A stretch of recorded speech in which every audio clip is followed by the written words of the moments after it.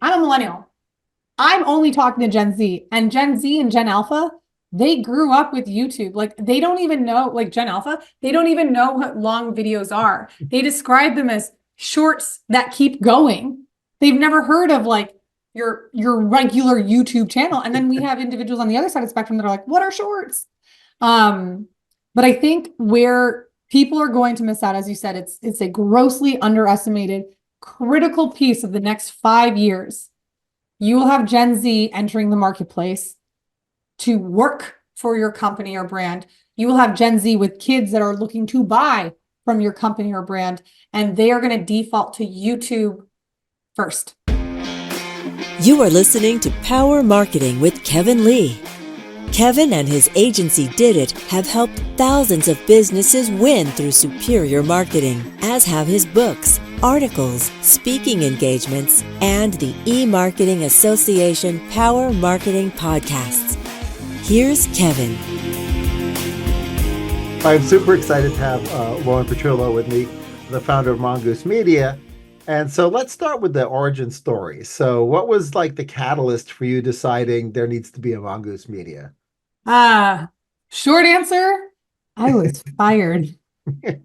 Long answer, I then did not want to apply for any jobs. So instead of looking for a job, I decided to create one. The previous agency I worked with, like we had different ethos and ideals of how we wanted to help our clients grow. And within 24 hours of people finding out that I was no longer with that organization, I had clients knocking on my door. So I was fired, didn't want to do any job applications or fix a resume. And I had people saying, please help us. And I said, okay. Well, that certainly allows you to come out of the gate, at least walking, if not running. So that worked out pretty well. Fair. Yeah. So, We've been profitable since day one, which I know is really hard piece for a lot of like agency owners themselves. Like it's a hard place. You invest so much in, and you're like, only one more client, then I'll be making money. But we were out the gate. We started off profitable. yeah, that's awesome. So, when you're out there pitching clients or explaining to people at cocktail parties what makes Mongoose's approach different from the competitors, what is that elevator pitch? It's a long elevator because I like obviously going to the top floor. But generally speaking, my background is in design thinking and innovation. I was an innovation catalyst for the Walt Disney Company. I've worked with every major hospitality brand possible. And at the advertising hospital, which is what Mongoose Media is, an advertising hospital, we have the intersection of like one part innovative madness. So similar to like the crazy extreme ideas, like we try it, maybe it works, maybe it doesn't, but we tried. And then one part surgical precision with several centuries worth of experience amongst our pack members. We provide high performing creative problem solving skills against modern day digital marketing strategies. And then more specifically, when people ask me, Lauren Petrullo, what do you do? They find out Meta put me in a movie. Meta did a commercial about me. Meta published me in one of their books for business leaders. I'm very embedded and have done a lot with them. And I have access that most people wish they had. Well, that's super handy. One of the things that I think a lot of folks don't realize is that the latest generation of media, pretty much all media is auctioned off in some form or another. Yeah. Right. Now, back when I was first at McCann Erickson in 1992, graduating, from grad school, most media was purchased on insertion orders, and the more you bought, the cheaper it got. Right. So you can negotiate with the radio station, and you would say, well, we're going to do 50 spots this week. What if we buy 100? And they would drop the price, right? That's the opposite of auction-based media. The more you buy from Meta, the more you buy from Google, the more you pay on the margin. And so that makes creative so much more important all the way through, right? Yes. Creative at the very front and creative through the landing pages, and creativity in the way you monetize every click and every impression along the way. And so that's sort of what I really love about your approach, is because there's sort of a compound marketing effect that goes on. And so unless you really sort of tweaking it all the way along, you can't afford the media. It's too expensive. the only way you can afford the media is if everything else is humming down the road. So I'd love to have you talk about that a little bit and talk about how, the things that you do empower bigger budgets. Yeah, absolutely. I mean, what you're saying is so true, especially even at the time of this podcast. I don't know if you're super aware, but I'm in the state of Florida and we've had legislation that's passed like locally, regionally in Florida that is going to significantly impact how you can do demographic and personalized advertisements on any media company or any ad platform that does at least $1 billion a year and has over 50% of their revenue coming from advertising. So that's going to take a huge hit. And we're coming into an election year, which provides even greater costs where you can be bullied out of the market. But what has stayed tried and true is, to your point, the creative. You're able to use creative to curate your audience. You don't have the ability to do the laser focused, I want Kevin only who wears Patagonia vests and wears glasses because he's comfortable and drives a fun Jeep. Like, you can't do that laser precision targeting as easily as you could before, but you can create advertising that speaks to you, the avatar, so that it encourages compounding effective engagement and then carries that thread through. And where I think a lot of people misunderstand that importance of that creative storytelling. Like, I come from Disney. Storytelling was in our blood. That's how it was able to grow to this idea of a park, to this vision of an enterprise, essentially like owning Star Wars and everything else in between. You've got generations of appeal, is because the storytelling that weaves through your creative. And where I think a lot of people get it wrong is they expect Facebook or Google front end to deliver them immediate profit, treat them like cash machines. I give you $100, now give me 200 back, without looking at lifetime value, without looking at the continuation of what happens outside of this 30-day window. Absolutely. Yeah, no, that's a great point because that also gives you leverage to buy media in greater volume, is understanding how to find your best customers, just not your average customer, right? Because the difference between your best customer and your average customer is sometimes pretty dramatic. And some folks don't even seem to have the back end business intelligence or analytics to even answer the question about, well, what does your best customer look like? What is the persona, right? And then how do I find more of those people? So obviously Meta within, their platform has lookalike modeling. And to some extent, it got a little bit of a hit due to IDFA changes in Apple, and it's sort of the deprecation of the third-party cookie may have some influence on that as well. Yeah. But what are some other targeting levers that you feel like people don't adequately use within Meta or in general? Yeah, I think right now with Meta specifically, broad audiences have lower CPMs, and using their advantage plus specific audiences. I think people are still wary of it and neglect the power behind it, because that was built in a post iOS update world. So that entire audience was built in the last few years, not in the last decade, which is everything else related to audience building inside Meta. Another thing I think they don't leverage most effectively is, again, like just a second emphasis of the broad, is we audit hundreds of Facebook ad accounts every year. And we find people just excluding audiences like they want to find that one individual. So they'll kick out anyone that's been to the product display page. They'll remove anyone who's a past customer. They will exclude. They'll increase their costs. They'll neglect their best customers, and they'll focus on short-term wins. So it's like they're dropping $1 to pick up a quarter. So those are two things just on the power of broad right now. And that even continues in the Google Ads atmosphere.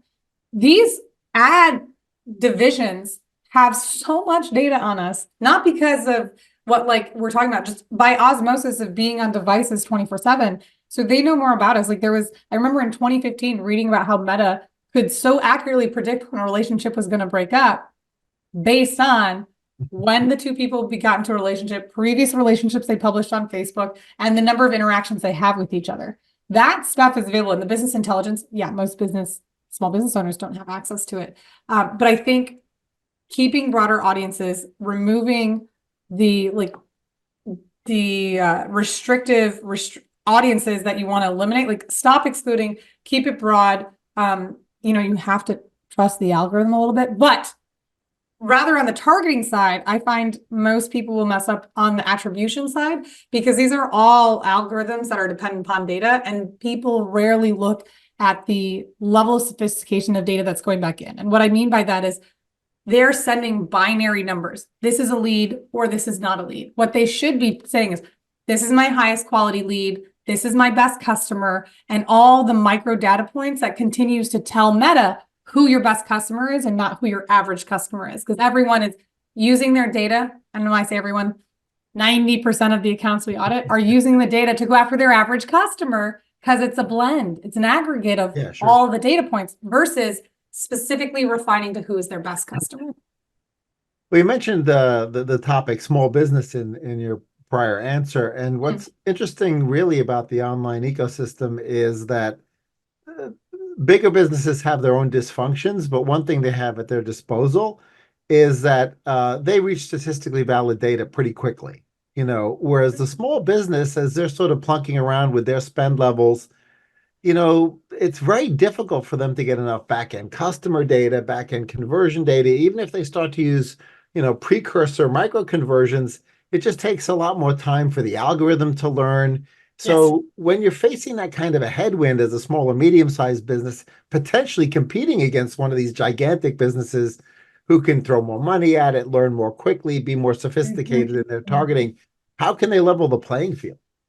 That's a really good point, because where Facebook and Google, but really Facebook and other ad platforms like Pinterest, where they open up the ability to participate, is because what that was true was in the 80s and sooner or later, all these different time periods, was you would do TV ads and radio ads, and a small business owner couldn't pay $500 to test a radio ad, but they could spend $10 to see if this has any product fit, market fit, and get a reaction out of it. But where small businesses can mitigate all the things that go into it is to slow it down and start at the first part of the customer's journey and acquire that first party data. So you have their email and SMS information so that you can talk to them in a one-to-many capacity, and then use other functions like email and your social media to do your sales for you. I think people go too soon to the purchase. And like my example is, it's like asking to sleep with someone on the first date. And you're like, when you're on Tinder, you don't say, hey, come over to my place night. You might be like, hey, I love that you also go to Disney all the time, or that you're a Swiftie fan. So I think where small businesses can level the playing field to a bit, and honestly, it gives them a greater advantage because these bigger brands aren't doing it, is to go after the leads so that you're going after your highest quality customer. And then you're able to connect with them off of ads much more cost effectively, to the point where then you're sending all that data and you can build up a revenue amount that supports $1,000 plus per day on an ad platform, because anything under $1,000 is really, really too small to make a difference. And that's hard to say. Yeah, but you actually reminded me of something we were doing for clients a while back who had sort of low conversion rates and needed a lot of micro conversions to feed the algorithm so that the algorithm could learn more quickly. And as we sort of put down the list of all the various things that might happen before the person became a customer, even visits to the contact us page of the website were a positive indicator, right? And they didn't even become a lead, but they got to that page. And of course, that page had a phone number on it. They didn't want to put a custom phone number on it. They wanted to just use their regular number because it was a memorable number, right? Okay. And so, but the idea that alone could educate the algorithm, right? And let the algorithm know this was a good person. They made it to the contact me page. Oh my gosh. Kevin, I have even more on that, because by the way, the About Us page, that's someone that's moved beyond just contact. They want to know who you are. Yeah, They're raising their hand and saying, okay, you've passed my first line of defense. I'm getting you further. But where I find small businesses can level the playing field is by leveraging, so something specifically in Facebook ads called instant lead forms. You can capture leads and you can ask them, as many questions as you can imagine. We do like 8 to 12 questions so that you have someone that's even more qualified than a website visitor, and they don't have to leave the website. They don't have to do anything. It's really quick and easy to set up. But the reason why it helps level the playing field is because these bigger brands aren't doing it. They're only going after the conversion pieces. So you have this not blue ocean, but we'll call it like a purple ocean of opportunity, because it doesn't have the same competition in the auction. And where that gets more important is we are in a presidential election year in the United States. And if you're going after the US, it doesn't matter which ad platform. They have budgets, and politicians from March until election day are going to be spending ungodly amounts of money inside the platform, and they're going to bully you out. But if you compete against non-conversion based opportunities, you will win.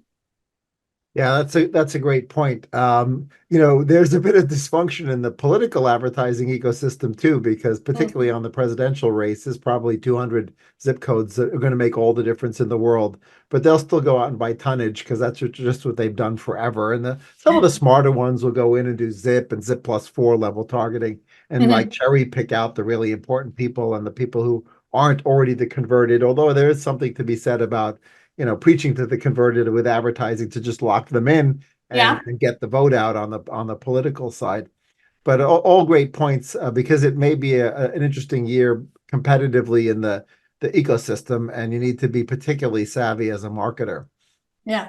So I wanted to sort of, there's a couple of themes that are in the language of your site. So you've got the advertising hospital and marketing rehab, but those terms tend to indicate that the person realized that they have a problem, right? Because they're going to rehab or they're going to the hospital, right? But I find that often it's good to sort of have, be proactive, right? And bring people in to do audits, paid search audits, paid social audits, organic audits of different types, to just sort of get a diagnostic. Like, okay, maybe we can catch this problem early or seize an opportunity early. So how much of your business is also that, like not waiting till the person realizes they're on death's door and is going to the advertising hospital? Yeah. Or they need rehab and they've acknowledged the fact that they need the rehab. Yeah. Or like sometimes as far as like total reconstructive surgery, and you're like, right. You might want to change businesses. Yeah. We do so many audits every year. We have 3 types of audits. We have a topical, arthroscopic, and an open heart audit. And the topical audits that we do, like especially in our YouTube audits, what our sales team will do is we'll look at what we can do without having direct access and provide like, hey, an hour of our team saw this publicly facing. We don't even know what's under the hood. Like there's been no incision. We can just see, you might want to be aware of this, like so small for our topical YouTube audits. Most often, and if you're someone that has a YouTube channel, like listen up, because this is the 2 biggest things that make a difference on your bottom line for YouTube channel. Your banner should have a QR code, like the postal mail that you provide, right, Kevin? That allows tracking, but also a destination for someone to further engage with your brand.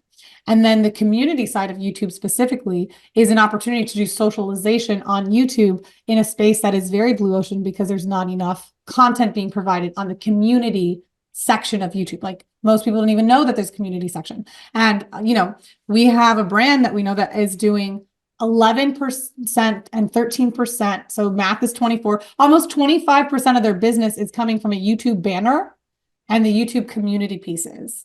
And you can see that before it becomes a problem, because you don't have a broken leg. Like you don't need to go to the hospital, but you do have like white stuff on your cuticles, which means you're vitamin something deficient.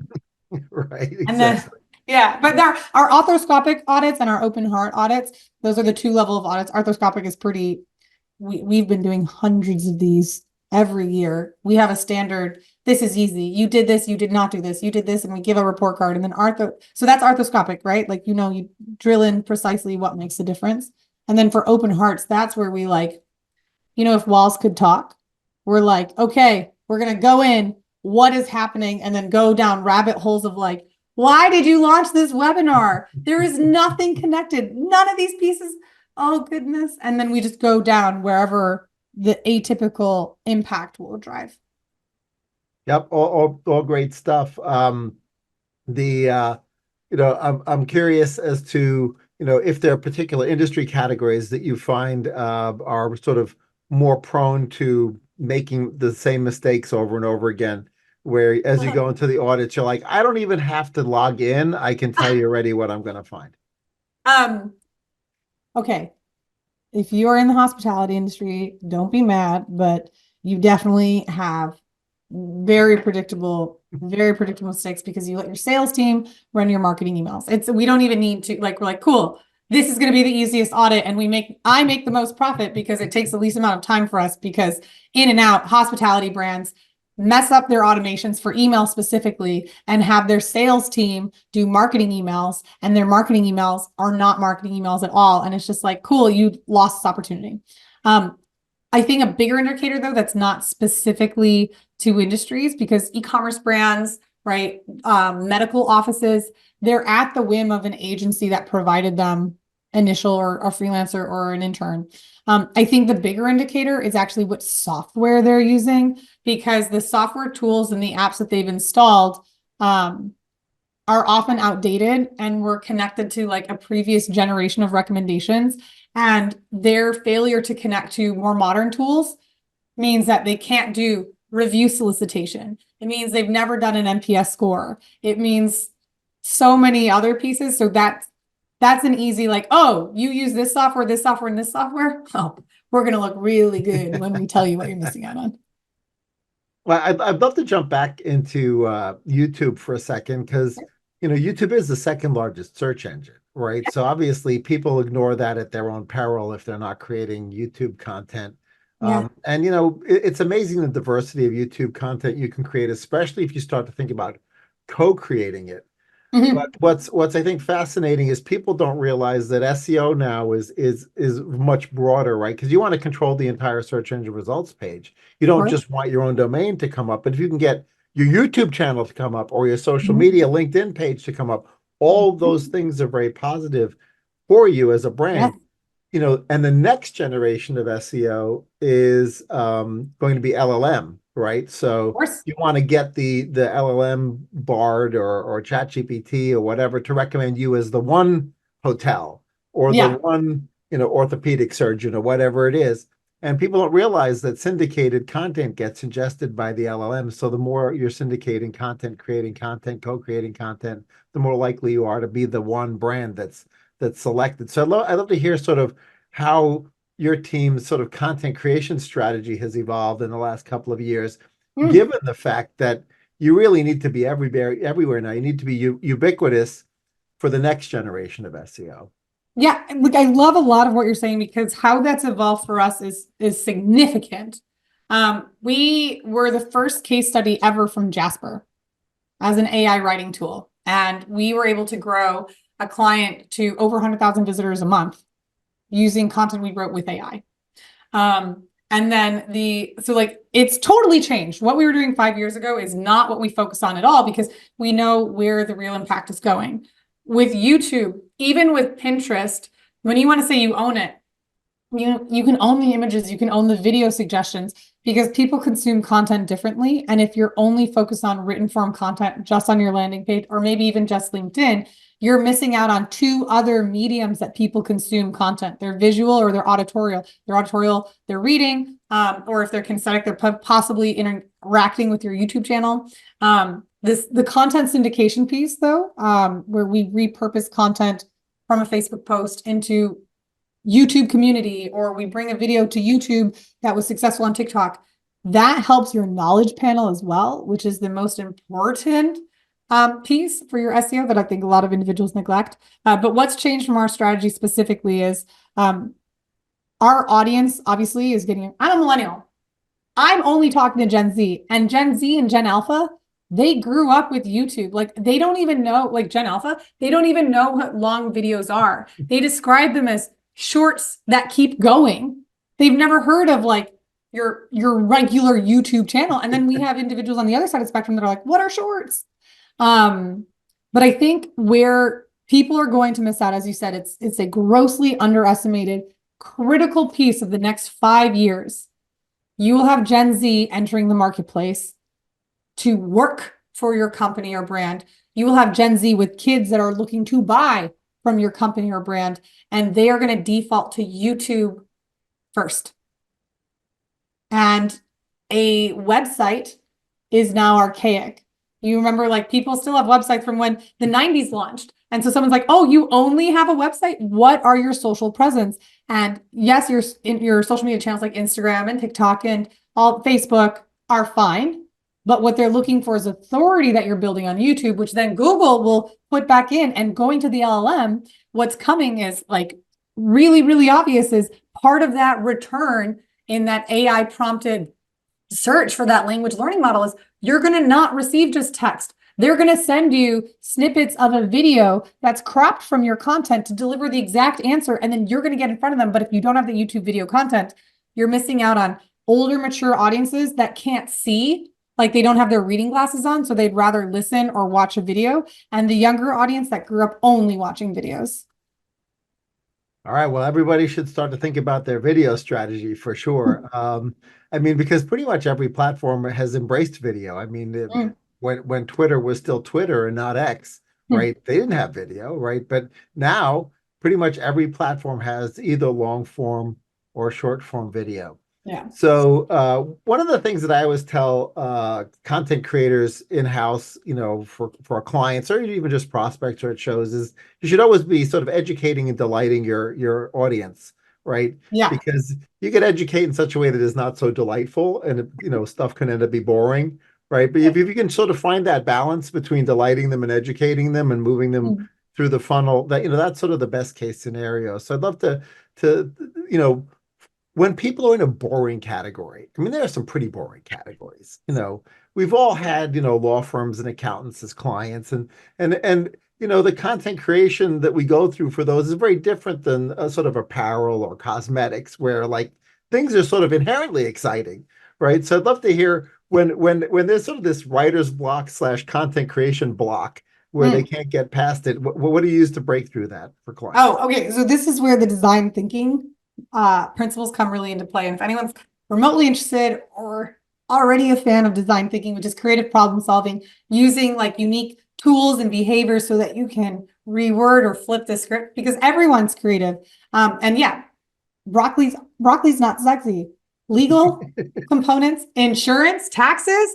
Oh my gosh, it's really challenging. But what we do to get out of that principle, something that we have found success with, is we're not treating the client, which is the law firm, as the client. We're saying you don't matter. Who is the person that needs your services? Okay, so you are in family law or you're in contract law.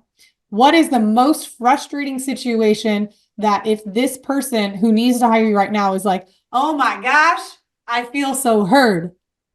And so one example is one of my favorites of the year, but also really top performing ad that we've launched for a contract writer in the legal space is they work with wedding photographers. And it's not the wedding photographer that we're trying to appeal to. We're trying to like pinch their nerve and say like, okay, broccoli's not sexy. They're not going to want to buy a contract. But how do we interrupt their feed to tell them the sexiness of broccoli is we tell them what's their biggest frustration. And what's the biggest frustration for a wedding photographer? A bridezilla. A bridezilla or a mother-in-law who's not paying and is super demanding, stealing the photos, and like, oh my goodness, how do we do this? And so one of our best ads is we have this bride with a chainsaw and a really angry face, and we call it out like, stop letting bridezilla make you want to quit your job. So we don't even talk about the legal elements. We talk about the pain point that end user is experiencing. And then we introduce, oh, by the way, this is because you're getting your job ruined because you don't have a strong contract in place. Look at what Legal Launch Lab has for you. But to that effect, like selling boring content is hard, but when you can make content about, like, obviously there's horror stories, the more you can lean on the horror stories, the more entertaining it goes. Back to the edutainment. And again, working from the Walt Disney Company, there was this really important idea that Walt himself would talk about. I'd rather people be entertained and learn than learn and not be entertained. Right. So. So that when brand building, sometimes marketing and brand building extend beyond those initial touch points that are typically given to your team or to my team. And we end up with situations where you and I have clients where they make brand promises in the advertising and then they can't deliver on the brand promise. Right. Oh, oh And yeah. so how do we communicate to all those folks, more perhaps slightly up the food chain at the client side that, Mm. advertising doesn't solve the problem if you're not actually delivering against your brand promise. Sure. Like great example is we generate so many leads for clients. We fill call centers with employees that are picking up and ringing the phones all day long. And we promise at the end of our ad that one of our agents will be in touch with you shortly. And then no one contacts them for 7 days. That's not short. Okay, fine. We'll make it a week. Okay, someone was on vacation. Then we look, this person hasn't been contacted once in 6 months. Like that's just, you have your brand equity that's being lost. And when we push that up to the higher food chain, we have to say, look, there's a clear marketing to sales handoff that's happening. I cannot sell for you. I can bring people that are potentially ready to buy that your team can ally you. And right now, specifically going back to earlier, some of the best ways we're mitigating that is when someone says, oh, well, they don't pick up or whatever excuse and justification that they're providing because they don't want to fulfill on the brand promise and talk to their customers because they've gotten so big that unless it's a perfect customer that's ready to give me $5,000 right now, all these other people, you peasants, like it's this ego that's come in where they're writing their success and they forgot about the customer being the core of the business. Where we fight that is with instant lead forms. I'm just really saying they work so well. We'll use instant lead forms and we'll ask questions that they would never dare ask on a website form that people are comfortable filling out really quickly because it takes me 30 seconds. And I have a problem. I'm raising my hand. And so we'll have people that'll tell you specifically why now, what their need is, the timing, and then like why they have the authority to make the decision. And we provide the executive leadership. We're like, hey, look at Mary Sue. Mary Sue says that, we'll use a car insurance example, says that she has not gotten car insurance because she has not found any insurance rep to be safe. What she wants, though, is to get her and her granddaughter on car insurance because her granddaughter's about to get a car. Who called Mary Sue, who said that she's not getting insurance just for herself, but she's getting insurance for her granddaughter as well? Oh, no one. Oh, why?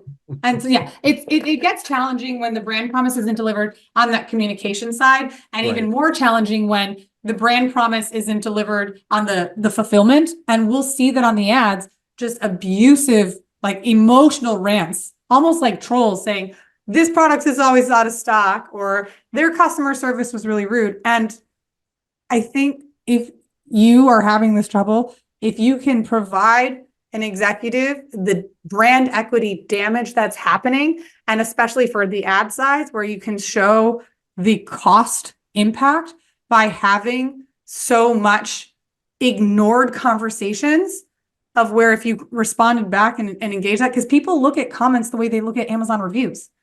If you ignore that, if you could say, do this for 2 weeks, watch your improvement for your CPMs reduce and your CPAs also reduce, and tell me I'm wrong, you make that bet, you will win every time. But it is a hard conversation where you're like,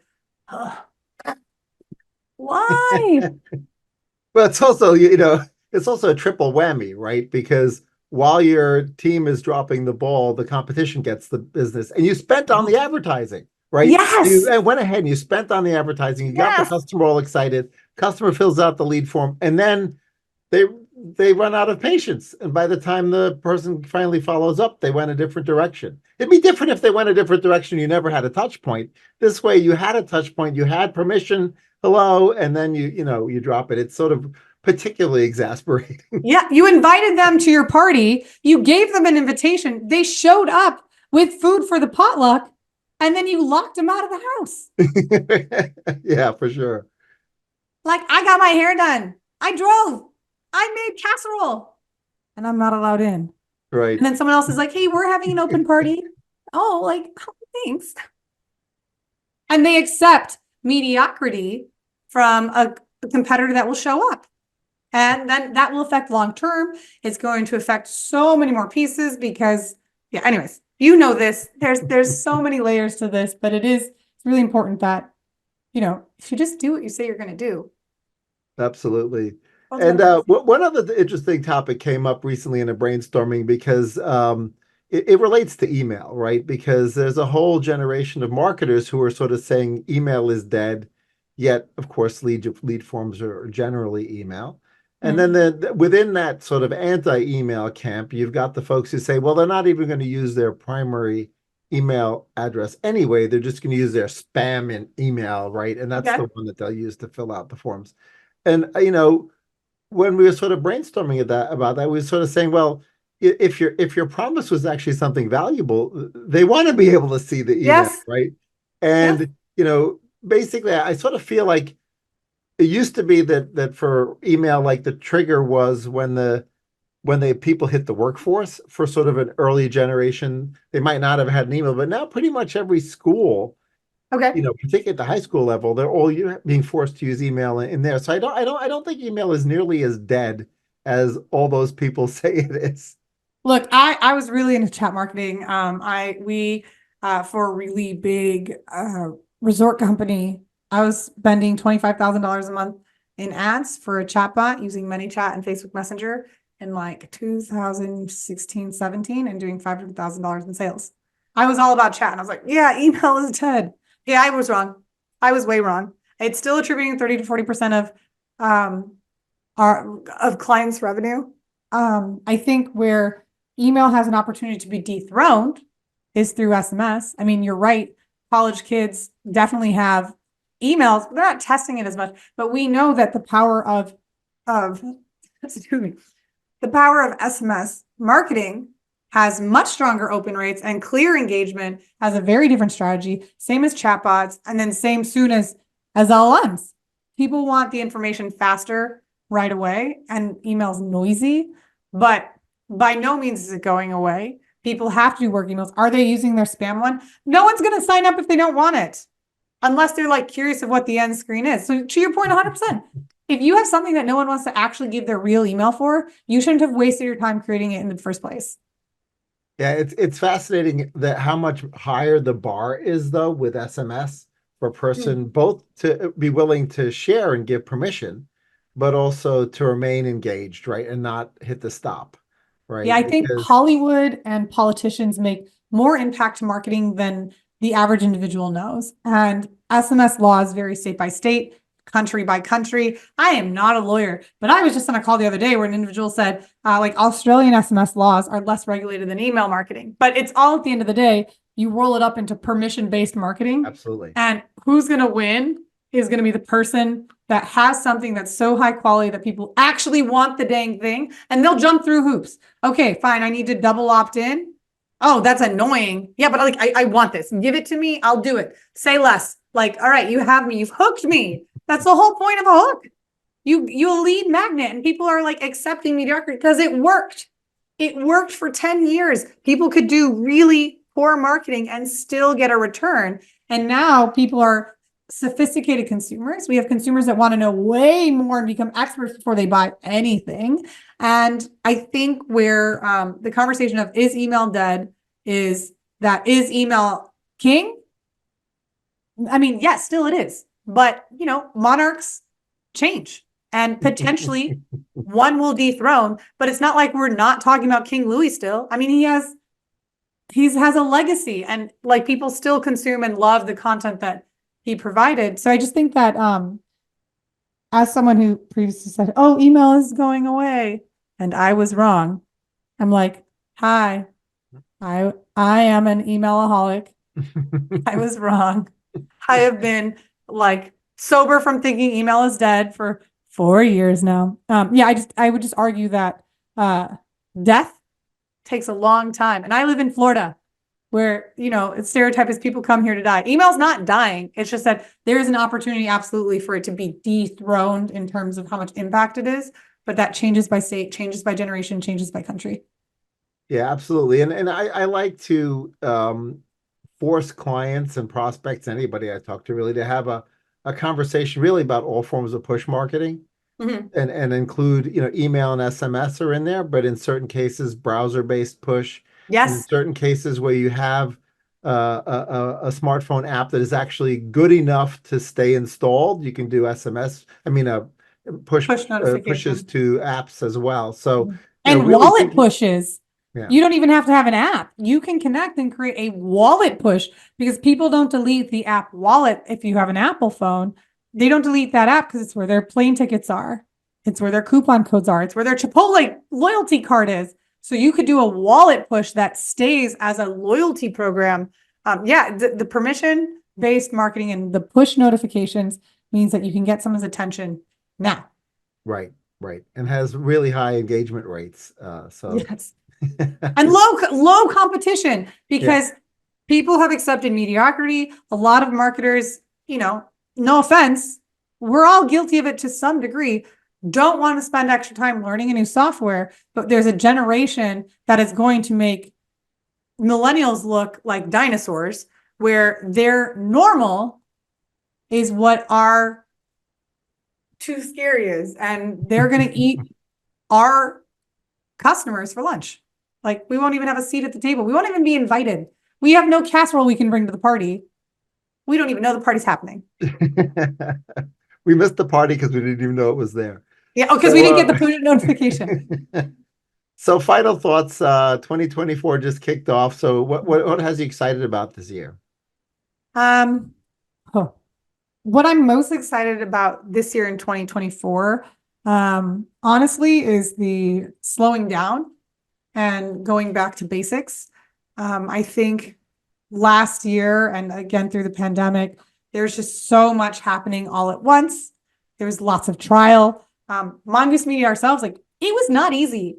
The pandemic was really hard for me personally, just being honest. I had PAC members that no longer wanted to work for Mongoose Media because they could earn money and not work and take a much needed rest that they wanted, and it was available. We had the majority of our clients were nonprofits and destination sales. No one was flying and no one was donating. And so that fear, like we had to work and grind so hard. And that's where we really went after the e-commerce space because we knew that people were buying online. So the pandemic was hard. Post-pandemic was harder. Like there was inventory issues. There was this like new behavior that was unprecedented, surpassing any business intelligence and analytics. We looked at like, why are people doing this? The virus is still around. And like, it was just this constant innovation, constant, how do we disrupt? How do we compete? There's these 18-year-olds that are blowing up on TikTok and YouTube that are getting ahead, and we have to compete. So what I'm honestly looking forward to 2024 is this resettling back into the foundations and not being distracted by what we had to do to survive, but now what we know works and having this laser focus. And I think the other part of 2024 that I'm really excited about specifically, again, it's a presidential year. Having been through a previous presidential year for marketing, I'm ready. Oh, I'm so ready for my competitors to be like, what's happening? I'm unprepared. I'm like, that's what you get. So I'm excited for how that so much will disrupt how we get in front of our customers, what conversations we're jumping on. And I'm excited for the challenge in a way that we're going to maintain, ideally, the foundational pieces of what we know is working and ignore what we have to do if we're going to survive pieces. Absolutely. Yep. Well, maybe take a bit of a break from the objects that are so shiny but don't deliver value, right? Yes. So that's key. But it was testing. We were constantly testing because behavior was like atypical. Like we would see consumer behavior like, wait, you're buying from a brand that has all these bad reviews? Oh, because it's the only one that has oh my gosh. Okay, well, then, we can do this. And then it works. But what we found challenging was it didn't have longevity in what was working. So we would do these sprints and do these bursts and like, okay, great. This really worked. Okay, great. This really worked. All of a sudden it just stopped. And we're like, all right, consumer behavior's changed. Time to shift in a new direction. And I'm like, nope. Now we're just going to do foundationally because I found a lot of brands, and we all can always improve. What we're slowing down is it documented? Are there checklists in place to make sure that, hey, if we're launching this piece, does the URL have the right tracking pixels? Hey, like, what are these steps that my competitors of freelancers or new agencies can't keep up with? Because we're on our second hand now of how long we've been in existence, and we have learned a lot. Absolutely. Yeah, I just had to laugh because during the pandemic, our direct mail response rates went through the roof. Yes. Because the people were staying at home and getting the mail excitedly when the postal carrier arrived, because usually they were coming with something from Amazon or whatever, so is that, or was the only human you got to see all day. And so you were actually excited to at least wave to them from the other side of the door. And it's back down again, but it's exactly, we've had to really just adapt direct mail. We put custom QR codes on every piece and do some really cool stuff there. And like in B2B marketing and direct mail, we now have to depend on the executive's home address, because Mondays and Fridays they're at home and they're not even in the office the other days of the week. So we have to double up and hit them with direct mail in both locations. Great. So great hat tip. But that's, it's still foundational, right? And direct mail's been around longer than email, and it's not dead yet, right? So it's may have gotten dethroned or had to share the throne with other tactics, right? So media channels don't die completely. They just get shifted around in priority. So, well, Pinterest at TNC, excuse me, at TNC, at Driving Conversions, I talked about how Pinterest is an opportunity. It's a blue ocean. There's 450 million active users on Pinterest, and people have ignored it for years. So it's, again, foundationally, if you're just syndicating that content, that, going back to earlier, if you post on Pinterest, it will show up in Google. It's a visual search engine. You will increase your website's domain authority. And it's an SEO hack that most people don't talk about, but they've moved on because, it got dethroned. It's like all these coups are happening to who is the social or marketing king. But what I'm really excited, going to that political side for the direct mail has always been an important side to political funding, right? They spend so much money on direct mail. So will it be damaging for people that are doing direct mail because all of the political stuff is automatically being thrown away? Or is it going to increase because everyone's reading all this political advertisement like they can't get enough? I can say at least my husband's from Italy, his family all over Italy, he's born and raised there, and they can't wait for me to bring the political advertisements that we get because it's so absurd that it's their comic books. They're like, give us everything. So, well, that'll be interesting to watch, to see how it evolves in the US. Yeah. Thanks so much for joining me, Lauren. It was a great conversation. A lot of great tips for people to take in and digest and reshuffle their marketing plan. Maybe reach out to your team and get some audits done, or my team. And, for sure. Really to get us another set of eyes, for sure. You always need another set of eyes at your campaign. Oh, yeah, because at least when we do it, I'm sure you're similar, but I will tell people, it's not my baby. I will call it ugly. And I will tell you what most people won't, because they're too embarrassed to hurt your feelings. You're paying me to tell you the truth. And the truth is, this is garbage. So, do you want to wait until you have to get chemotherapy? Or would you like to rehab and start making money? So yeah, absolutely. Would love to connect. And I'm so glad to have been here. Thank you so much, Kevin. I'm thanks for joining really me. enjoying this conversation because likewise. Yep. We've been doing this a long time. Me longer than you. So I'll see you at the next conference, whichever one that is. Absolutely. Thank you. Kevin Lee's Power Marketing is available on all your favorite podcast networks. Kevin loves helping businesses excel at marketing. Having marketing challenges? Just like Santa in The Miracle on 34th Street, if Kevin can't help you, he'll know someone who can. Find him on LinkedIn, subscribe, or follow.